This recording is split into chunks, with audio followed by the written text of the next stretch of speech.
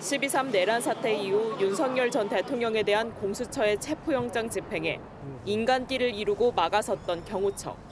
특검은 윤 전 대통령이 직접 총을 보여줘라라고 지시하면서 체포 방해를 했다고 보고 지난해 7월 재판에 넘겼습니다. 이 사건에 대한 법원의 첫 판단이 나옵니다. 가장 무거운 체포 방해 혐의 외에도 비상계엄 선포 전 국무위원 심의권을 침해한 것, 사후에 계엄 선포문을 만들고 부서한 것 등 크게 5가지 혐의에 대한 1심 판결입니다.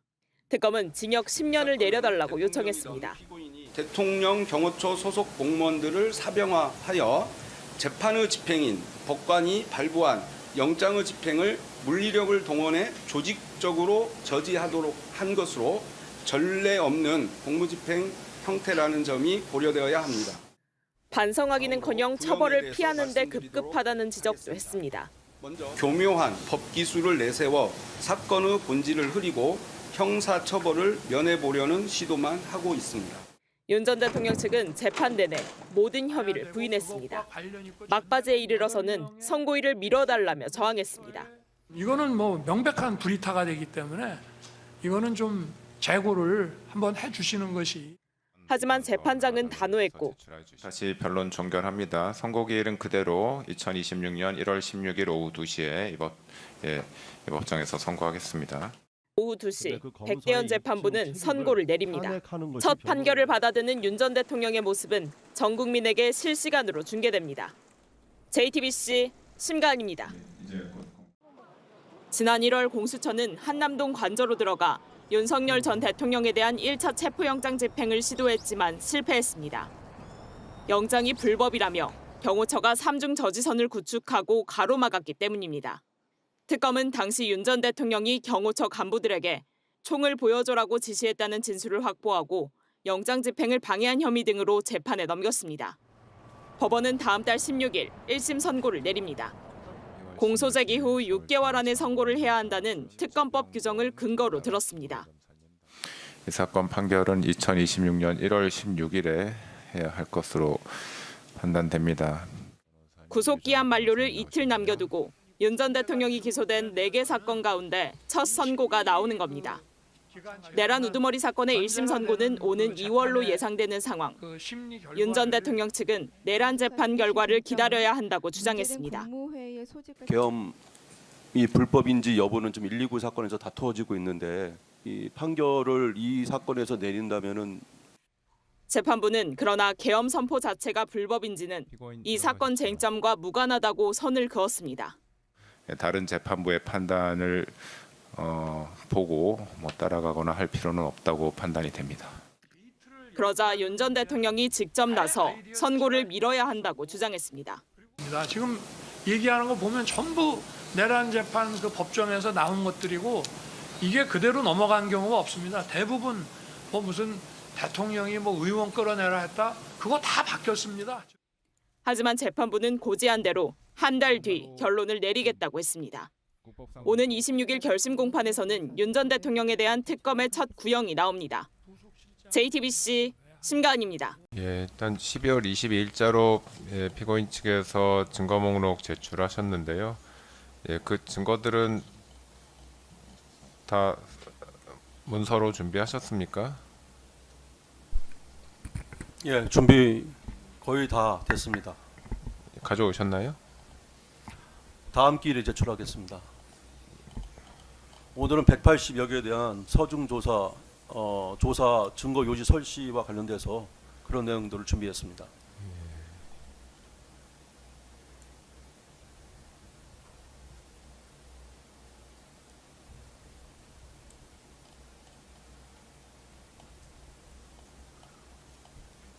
말씀드린 것처럼 오늘 공판 종결합니다. 다음 기일은 없습니다.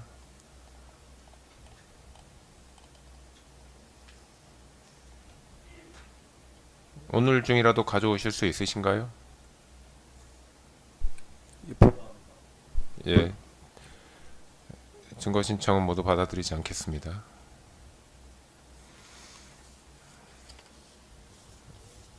그리고 문서 송부 촉탁 신청에 대해서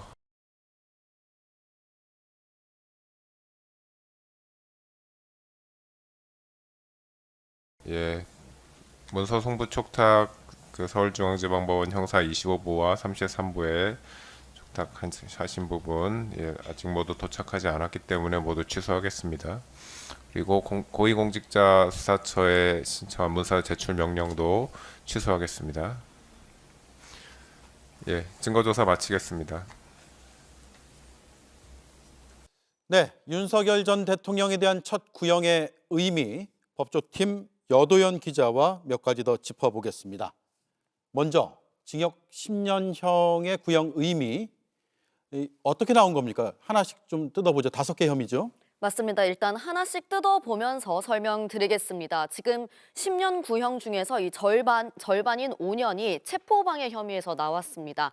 이게 양형 기준상 4년까지 가능한데 그보다 더 중한 책임을 물은 겁니다. 예. 네, 특검은 경호처를 사병화해서 영장 집행을 저지한 전례가 없다면서 죄질이 나쁘다고 설명했습니다. 비화폰 삭제 혐의에 대해선 대통령의 막강한 지위를 이용한 범죄라면서 3년을 구형했고요. 사후 계엄 선포문 작성과 그 폐기 과정을 두고는 범죄를 은폐한 거라면서 2년을 구형했습니다. 네, 하나씩 보니까 더 와닿습니다. 중형이라고요. 이렇게 중형을 구형한 이유가 뭘까요? 네, 윤 전 대통령이 재판 과정에서 혐의를 부인하면서 계속해서 변명으로 일관한 게 자충수가 됐습니다. 예. 특검 설명을 직접 들어보겠습니다. 국민의 신임을 저버린 본인의 범행에 대해 부끄러워하고 반성하기는커녕 그 불법성을 애써 감추기에 급급한 모습만을 보이고 있습니다.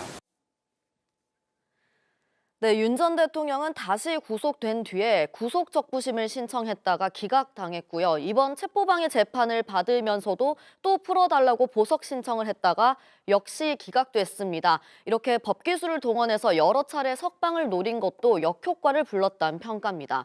네, 혐의에 대해서도 계속해서 부인해 왔는데요. 오늘 이런 태도까지 다 구형에 최종 선고까지 또 불리하게 작용할 걸로 보입니다. 예. 그리고 오늘 최후 진술에서도 계속 부인으로 일관했죠. 윤 전 대통령 측은 증인이 나오지 않았으니 재판을 다시 열어야 한다라고 주장했죠. 하지만 재판부는 단칼에 잘랐습니다. 다음 달 16일에 선고가 나오는 게 맞습니까? 네, 변동 없습니다. 지난 재판에 이어서 윤 전 대통령 측은 오늘도 재판을 미루려고 했습니다. 이상민 전 행정안전부 장관, 최상목 전 경제부총리, 그리고 조태열 전 외교부 장관까지 꼭 불러서 증인대에 세워달라면서 오늘 있을 이 결심 재판도 미루려고 한 건데요. 하지만 재판부가 단호했습니다. 직접 보겠습니다. 예. 조태열, 이상민, 최상목 3인 증인 중 최소 2인에 대해서는 신문을 완료하고 결심을 해야 한다는 것이 저희 의사입니다. 피고인 측 증인들에 대한 채택 결정 모두 취소합니다. 재판장님. 취소합니다. 그 부분에 관해서는 더 이상 의견 진술 듣지 않겠습니다.